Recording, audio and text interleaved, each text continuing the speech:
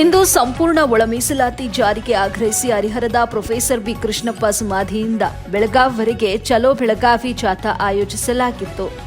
ಕ್ರಾಂತಿಕಾರಿ ಒಳ ಮೀಸಲಾತಿ ಹೋರಾಟ ತಂಡದಿಂದ ನೇತೃತ್ವದಲ್ಲಿ ಜಾಥಾ ನಡೆಯಿತು. ಈ ವೇಳೆ ಕರ್ನಾಟಕ ದಲಿತ ಸಂಘರ್ಷ ಸಮಿತಿ ತಾಲೂಕು ಅಧ್ಯಕ್ಷ ಮಂಜುನಾಥ್ ಎಂ, ಮಾದಿಗ ಮಹಾಸಭಾ ನಗರ ಘಟಕ ಅಧ್ಯಕ್ಷ ದೇವೇಂದ್ರಪ್ಪ ಹೆಚ್, ಕರ್ನಾಟಕ ದಲಿತ ಸಂಘರ್ಷ ಸಮಿತಿ ತಾಲೂಕು ಸಂಚಾಲಕ ಮಂಜಪ್ಪ ಜಿಎಂ ರಾಜನಹಳ್ಳಿ, ಮಾದಿಗ ಮಹಾಸಭಾ ನಗರ ಘಟಕ ಪ್ರಧಾನ ಕಾರ್ಯದರ್ಶಿ ಕೃಷ್ಣ ಎಂ, ಕರ್ನಾಟಕ ದಲಿತ ಸಂಘರ್ಷ ಸಮಿತಿ ತಾಲೂಕು ಸಂಘಟನಾ ಸಂಚಾಲಕರು ವಿಶ್ವನಾಥ್ ಕೆ ಬೇವಿನಹಳ್ಳಿ, ಶಿವಕುಮಾರ್ ಮಳ್ಳಿ, ಕರ್ನಾಟಕ ದಲಿತ ಸಂಘರ್ಷ ಸಮಿತಿ ರಾಜ್ಯ ಸಂಘಟನಾ ಸಂಚಾಲಕರು ಹೆಗ್ಗೆರೆ ರಂಗಪ್ಪ, ದಲಿತ ಸಂಘಟನೆಗಳ ಒಕ್ಕೂಟ ಜಿಲ್ಲಾಧ್ಯಕ್ಷರು ಬಸವರಾಜ್ ಭಾಸ್ಕರ್ ಪ್ರಸಾದ್ ಭಾಗಿಯಾಗಿದ್ದರು.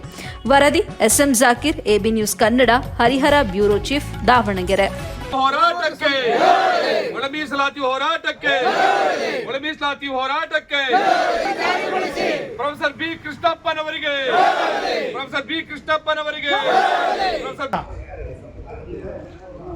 ಅವ್ರ ಆರಾಮಾಗೆ ಒಟ್ಟಾಧಿಪತಿ ಅವರು 100 ಎಕರೆ ಜಮೀನು ಇಟ್ಕೊಂಡಿರೋರು ಸಮುದಾಯಕ್ಕೋಸ್ಕರ ಭಿಕ್ಷೆ ಬೇಡ್ತಾರೆ. ಅದ್ರ ಅರ್ಥ ಏನು? ಸಮುದಾಯಕ್ಕೆ ನಾವು ಯಾವುದೇ ರೀತಿಯಾದಂತಹ ತ್ಯಾಗವನ್ನು ಮಾಡೋದಕ್ಕೆ ರೆಡಿ ಆಗಿದ್ದೀವಿ ಅಂತ. ಧನ್ಯವಾದಗಳು. ಅದೇ ರೀತಿ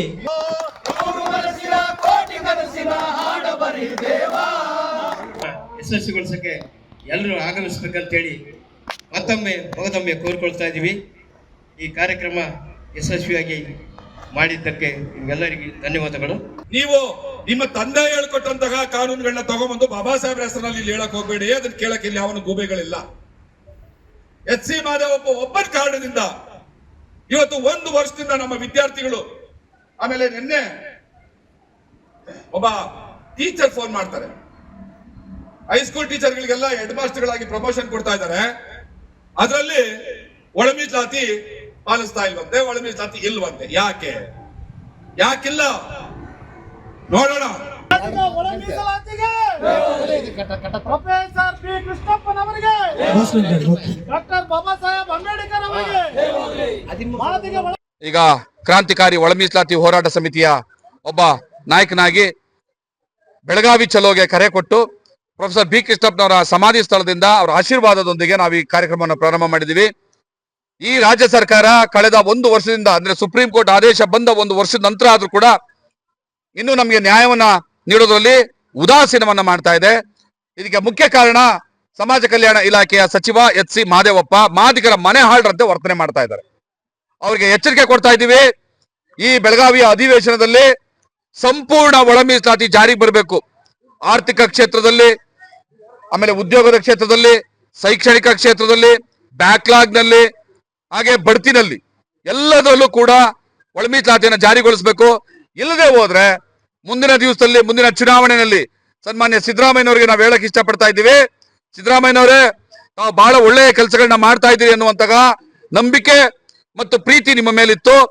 ಆದ್ರೆ ಕೇವಲ ಒಬ್ಬ ಸಚಿವನ ಮಾತನ್ನ ಕೇಳ್ಕೊಂಡು ನಿಮ್ಮ ಕಾಂಗ್ರೆಸ್ ಪಕ್ಷವನ್ನು, ನಿಮ್ಮ ರಾಜಕೀಯ ಭವಿಷ್ಯವನ್ನು ಮತ್ತು ನಿಮ್ಮ ಸರ್ಕಾರವನ್ನು ಗಂಡಾಂತರಕ್ಕೆ ತಳ್ತಾ ಇದ್ದೀರಿ.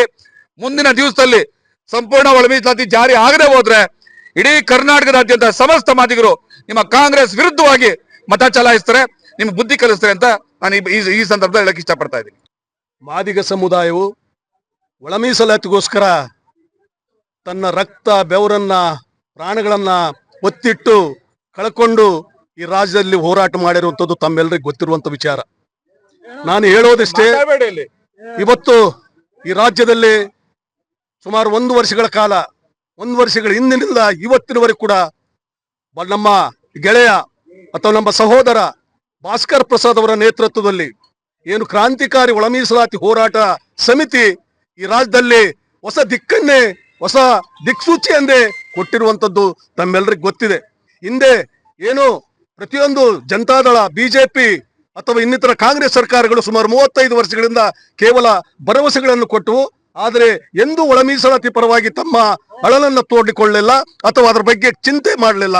ಅದಕ್ಕೋಸ್ಕರ ಇವತ್ತು 35 ವರ್ಷಗಳ ನಂತರದಲ್ಲಿ ಮತ್ತೊಂದು ವರ್ಷದ ಈ ಕ್ರಾಂತಿಕಾರಿ ಒಳ ಮೀಸಲಾತಿಯ ಹೋರಾಟದಿಂದ ಇವತ್ತು ಒಳ ಮೀಸಲಾತಿಯನ್ನ ಪಡಿಬೇಕು. ಈ ಒಳ ಮೀಸಲಾತಿಯನ್ನ ಪಡೆಯುವಂತ ನಿಟ್ಟಿನಲ್ಲಿ ಹಲವಾರು ಮಾದಿಗ ಮೀಸಲಾತಿ ಹೋರಾಟದ ನನ್ನ ಹೋರಾಟಗಾರರ ಶ್ರಮ ಇದೆ. ಹೋರಾಟಗಾರರು ಇದಕ್ಕೋಸ್ಕರ ಸುಮಾರು 10 ರಿಂದ 17 ಜನರು ಪ್ರಾಣ ಕೊಟ್ಟಿರುವಂತದ್ದು ಈ ರಾಜ್ಯದಲ್ಲಿ ತಮ್ಮೆಲ್ಲರಿಗೂ ಗೊತ್ತಿರುವಂತ ವಿಚಾರ. ಇವತ್ತು ಈ ಒಂದು ವರ್ಷದಲ್ಲಿ ಈ ಕ್ರಾಂತಿಕಾರಿ ಒಳ ಮೀಸಲಾತಿ ಹೋರಾಟದ ಮುಖಾಂತರ ಇವತ್ತು ರಾಜ್ಯ ಸರ್ಕಾರವನ್ನ ತುಂಬಾ ಎಚ್ಚರಿಸುವಂತ ಕೆಲಸದ ಜೊತೆಗೆ ಆ ಸ್ಪೀಡ್ ಅಪ್ ಮಾಡಿರುವಂತದ್ದು ಅಥವಾ ಈ ಒಳ ಮೀಸಲಾತಿ ಹೋರಾಟದ ಮೂಲಕ ಬೇಡಿಕೆಗಳನ್ನಿದ್ದೇವೆ ಅದನ್ನ ಈಡೇರಿಸಬೇಕನ್ನೋದಕ್ಕೋಸ್ಕರ ಸರ್ಕಾರ ತನ್ನ ಸ್ಪೀಡ್ ಅಪ್ ಮಾಡಿ ಇವತ್ತು ಒಳ ಮೀಸಲಾತಿಯನ್ನು ಒಳ ಮೀಸಲಾತಿ ಬಗ್ಗೆ ಭಾಸ್ಕರ್ ಪ್ರಸಾದ್ ಅವರು ಕರ್ನಾಟಕದಾದ್ಯಂತ ಎಲ್ಲಾ ನಮ್ಮ ಜನಾಂಗನ್ನ ಕರ್ಕೊಂಡು ಬೆಳಗಾಂ ಚಲೋ ಅಂತ ಮಾಡ್ತಾ ಇದಾರೆ. ಅವರಿಗೆ ನಮ್ಮ ಜನಾಂಗ ಗ್ರಾಮಾಂತರದಲ್ಲಾಗಿರುವ ನಗರದಲ್ಲಾಗಿರ್ಬೋದು ಪ್ರತಿಯೊಬ್ರು ಅವರಿಗೆ ನಾವೆಲ್ಲರೂ ನಮ್ಮ ಕೈಲೇ 10,000 ಹಾಕತ್ತೋ 20,000 ಹಾಕತ್ತೋ ಕೋಟಿ ಹಾಕತ್ತಂತ ಯಾರು ಕೇಳಲ್ಲ. ನಾವೆಲ್ಲ ಬಡವರು, ಮೂಲತಃ ನಾವೆಲ್ಲ ಬಡವ್ರೆ. ನಮ್ಮ ಕೈಲಿ ಆದಷ್ಟು ನಮ್ಮ ಮುಂದಿನ ಪೀಳಿಗೆ ನಮ್ಮ ಮಕ್ಕಳಿಗೋಸ್ಕರ ಅವರು ಹೋರಾಟ ಮಾಡ್ತಾ ಇದಾರೆ. ಅವರು ಮನೆಯಲ್ಲಿ ತಂದೆ ಆಗಿರ್ಬೋದು, ತಾಯಿ ಆಗಿರ್ಬೋದು, ಅವ್ರ ಹೆಂಡತಿ ಮಕ್ಕಳನ್ನ ಎಲ್ಲ ಬಿಟ್ಟು ನಮಗೋಸ್ಕರ ನಮ್ಮ ಜನಾಂಗ ಚೆನ್ನಾಗಿರ್ಲಿ ಅನ್ನೋದಕ್ಕೋಸ್ಕರ ಇವತ್ತು ಬೆಳಗಾಂ ಚಲೋ ಅಂತ ಒಂದು ಕಾರ್ಯಕ್ರಮ ಹಮ್ಮಿಕೊಂಡಿದ್ದಾರೆ. ನಾವು ಕರ್ನಾಟಕದಾದ್ಯಂತ ಪ್ರತಿಯೊಬ್ರು ಮನೇಲಿ ಒಬ್ರಾದ್ರೂ ಬಂದು ಆ ಕಾರ್ಯಕ್ರಮನ ಯಶಸ್ವಿಗೊಳಿಸ್ಬೇಕು. ನಮ್ಮ ಕೈಲಿ ಹಾಕಿ ಒಂದು ಸ್ಕ್ಯಾನರ್ ಅಂತ ಕಳಿಸಿದ್ದಾರೆ. ₹1 ಆದ್ರೂ ನಾವು ಹಾಕಿ ಯಾವ್ದಕ್ಕೋಸ್ಕರ ಅಂದ್ರೆ ಅದು ನಮಗೆ ಅಲ್ಲಿ ಹೋಗಿ ಇರ್ತಕ್ಕಂಥ ಕುಡಿಯೋ ನೀರಿಗಾಗಿರ್ಬೋದು, ಊಟಕ್ಕಾಗಿರ್ಬೋದು, ಅಲ್ಲಿ ಎಲ್ಲದಕ್ಕೂ ವ್ಯವಸ್ಥೆ ಮಾಡಕ್ಕೆ ನಾವೇ ಹೆಲ್ಪ್ ಮಾಡಕ್ಕೆ.